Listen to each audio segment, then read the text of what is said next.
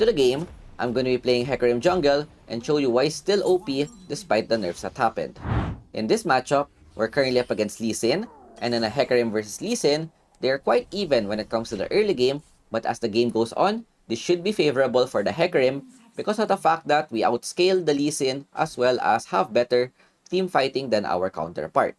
So what we want to do is to be able to farm up and prevent Lee Sin from snowballing in the early game since we will outscale him later on. I place a control ward on the top side to know if Lee Sin's gonna go for a cheese invade or a gank on my mid lane, as well as knowing if he's gonna go for the top scum. The clear that I'm doing is a red side clear where I go for my Krugs, red Raptors, then flex depending on what happens on the map. I started at the bot side rather than the top side because I would like to gank the Baron lane, which consists of Aatrox Fiora. It's gonna be very volatile wherein both champions would like to trade each other, making it an easy lane to gank. Looking at the other lanes, both side 4-inch champions, quite hard, most likely gonna be a farm lane, and mid lane, their Seraphine hasn't come back yet, so this should be an advantage for us. So the only lane that I could go for is this Baron lane. After clearing the Raptors, knowing that we are kinda chilling, I go for 2 points on my first kill and proceed with the full clear. Just in case we want to go for a level 3 gank, I would go 1 point on my third skill so that it would help increase our gank potential. Lee Sin chose top side, removes her control ward, and covers the mid lane while their mid laner is still missing. As I said, this means that Lee Sin will most likely go for the top scut if the Seraphine was there. We could probably go for the contest or just give it depending on our Baron lane. And lo and behold, they're just trading each other. Perfect rotation. Immediately go top side. Fiora, 1/4 HP, pushing her back to the tower. And with the face rush, even though she gets the parry off, we still get the kill.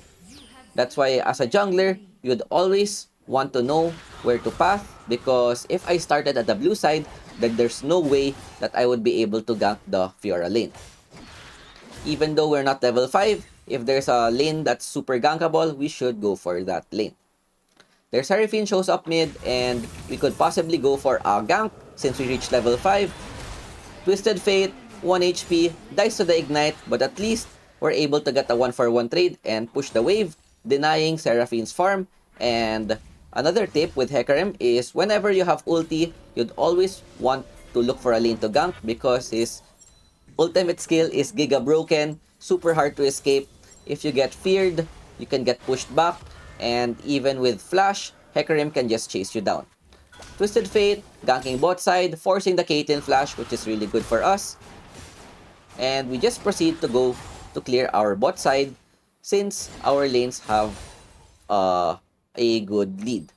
After clearing the Krugs, Twisted Fate, I think, wants to go for another gank, so we immediately go look for the punish. Caitlyn with a no flash, push her to our team, and just get the kill. Good punish and good rotation by our mid laner, punishing their ADC. With Seraphine pushing up mid, I was thinking of going for a gank, but he just went back. So we just go back to our camps. Of course, even though you want to be very active, don't forget to farm your own jungle, since Hecarim is also a carry champion. Hecarim's clear is quite fast, so you have no problems ganking and farming at the same time. After clearing the red, I look to see which lane I could go for, especially with my ultimate going up. You'd always want to look at the lane states, and looking at the lanes, Baron lane is the easiest lane to gank yet again. With Fiora overextending, this should be a lane that I can go for once I see Fiora extend. With the blue buff spawning, I'm thinking about going for top or taking the buff, but instead, I look to go for the mid lane, knowing that Seraphine has no flash. We immediately go, Ghost ultimate, then push her back, zero counterplay, and this is why Hecarim is so strong. I think he has the strongest gank in the game, even better than Vi, because not only are you able to CC your opponent, you're able to push them away from their tower, helping you secure the kill even more. With our ultimate on cooldown yet again, we take the blue buff plus Cutler, and perfect timing, huge advantage, getting Divine Sunder plus our boots item before the first objective. Even if we have all the kills, it's fine since we are a carry champion and we would be able to 1v9 the game. With the dragon spawning in 5 seconds, we position ourselves there. We see that Lee Sin is going to contest with the Twisted Fate ultimate, so I don't want to overcommit on the dragon. They choose not to go for a trade. I wanted to take down the Caitlyn, but with the ward there, it would be too risky. So we just go back and start the dragon, waiting for them to go close and look for a turn. With Twisted Fate poking the Lee Sin quite a bit, we want to burn their jungler, and look at that damage! Third first, removed Lee Sin's HP. Nice follow-up by my teammates, taking the Seraphine really low, and this should be a free dragon for us with all of the poke, but Lee Sin is still playing a bit greedy, looking to secure the dragon. We take it for ourselves, and a team fight happens. We go for the Lee Sin first, who has no more skills, and then with their ultimate up, we wanted to get a 2-man, but perfect timing with their flashes. Even though they're able to flash, there's no escaping Hecarim. This champion is giga busted, and even though you don't have flash, you have enough move speed just to run them down. We wanted to take the tower here, but with Herald still up, we just wanna keep up the pressure and don't allow them to get back into the game.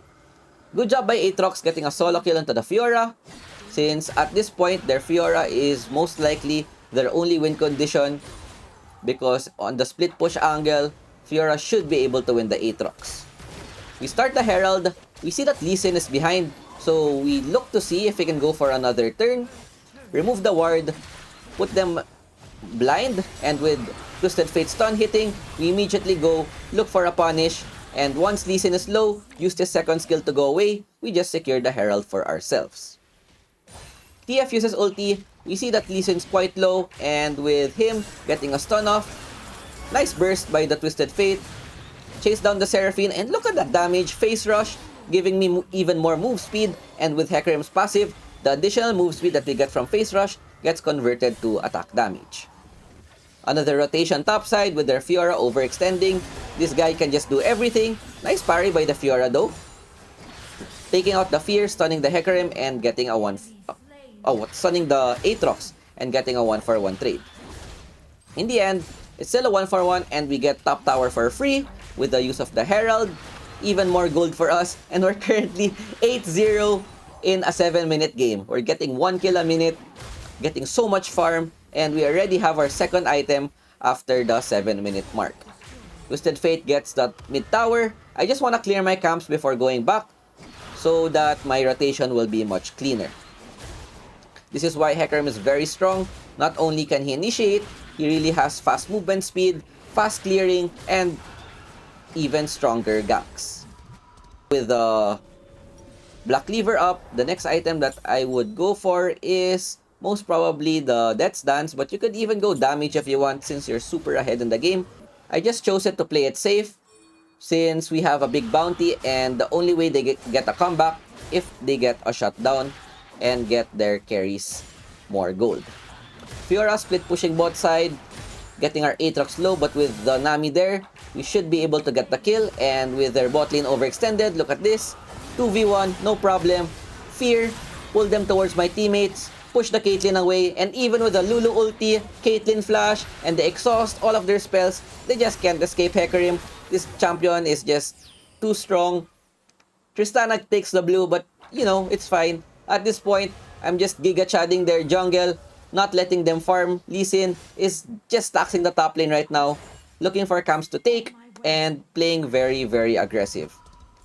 The only thing that I need to do now is to snowball my lead, and in order to do that, I have to just be present in their jungle so that I would be able to pressure them and farm at the same time. The only time I want to farm my own jungle is if my teammates are not there. For example, they went for a reset, and Fiora, very, very greedy, tries to look for the Twisted Fate, doesn't take him down, and we get another kill. We shove the mid lane with the red up. We should be getting this for free since our mid and Baron lane have pressure. If in case they go for the contest, my teammates can just collapse and get free kills. So this is what you want to do when you're snowballing a game, not just on Hecarim, on any champion. you just want to stay in their jungle, steal all of their farm, and look for possible ganks. Seraphine, not even able to tag me, even with the ultimate, we're just too fast. We just dodge her and get another kill. After this, that should be completed, but with Fiora, you know what? Just run away, play it a bit safe, kite her with the face rush, plus all of the first kill. We have a low mana, but Aatrox is there to get the kill. We take it for ourselves, and with another kill onto the Fiora, currently 12 kills at the 10-minute mark, we just go back and get our item. Death's Dance is now completed. With the dragon going up, this should be pretty free for us. And then we just take the stasis for safety measures, just in case we get caught. Even though we're snowballing so hard, with the opponents only having 4 kills, remember that this is solo queue, and anytime, this game can just be thrown. We secure the dragon. Lee Sin looking to the contest, but out of position. My teammates, good follow-up, get the kill. Actually, that was my first assist, and we just keep continuing the pressure. Taking the top side camps, taking the dragon, and then now we take the bot side camps, denying their jungle farm and pressuring the opponents at the same time. Fiora looks to go for another duel, but she's alone, and we could just run it down, take her, and with Twisted Fate using ultimate, we see that Lulu is afraid to go out of the base. Twisted Fate goes for the Caitlyn, and this game is pretty much done. Unless my teammates disconnect or we throw so much that they're able to get a comeback. What I'm doing now is I'm just looking for someone that's out of position. Seraphine, thinking about going for a fight, but you know what?